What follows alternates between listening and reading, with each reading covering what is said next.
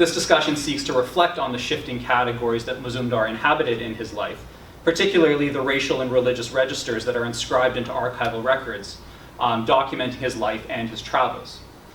The traces left by Mozumdar's journeys in naturalization documents, court appeals, military service records, ship passenger manifests offer a range of odd clues that do not add up consistently to any clear picture. In reconstructing his story, we're left to think about what this shape-shifting means, what reasons there may or may not have been for it, and then perhaps whether there are larger implications for how we think about racial and religious categories in the context of South Asian immigrant histories. So who was A.K. Mozumdar? Mozumdar had immigrated to the US back in 1905, and in the decades following his arrival, he would earn a small but devoted group of American followers, drawn to his teachings on concepts of self-divinity, the channeling of healing energy. His mysticism drew upon an eclectic combination of Hinduism, Christian mysticism, theosophy, spiritualism, New Thought, as well as new theories of energy, electricity, and sound. It all added up to something rather different from, and more elusive than, the more classical Vedantic-oriented Neo-Hinduism associated with Swami Vivekananda and so many other traveling gurus that crossed the ocean from India to America.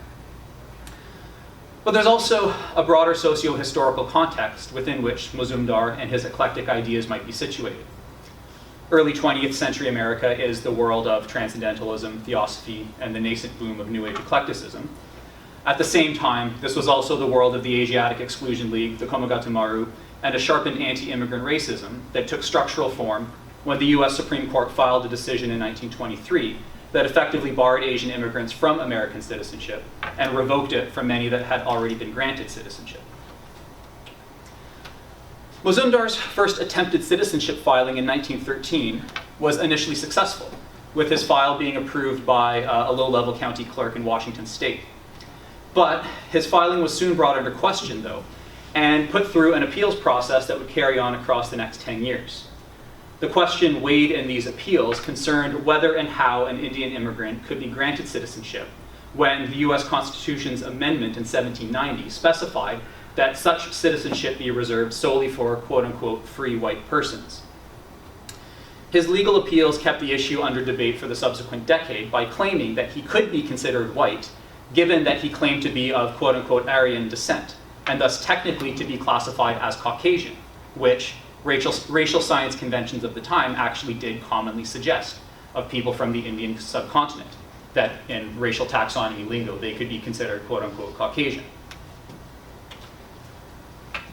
The landmark decision by the US Supreme Court in 1923 under the US v. Bhagat Singh Thind severed this possible equation between Caucasian and whiteness at the heart of Mozumdar's appeal.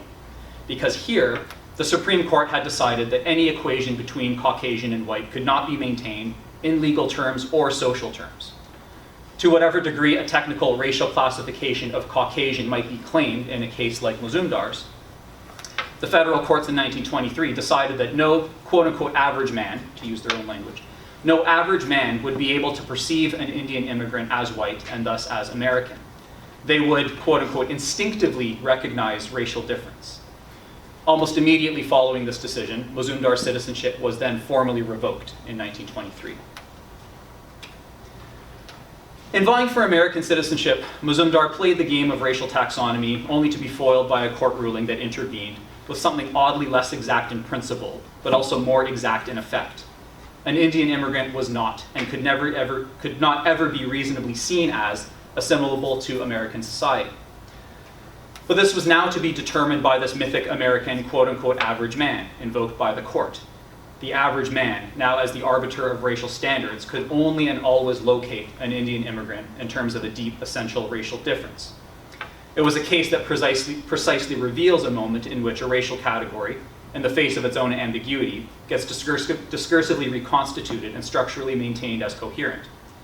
And so the court's decision was premised upon a sense of coherent racialized subject categories, which become the structuring force dictating the place of Indian immigrants in American society for a large stretch of the 20th century.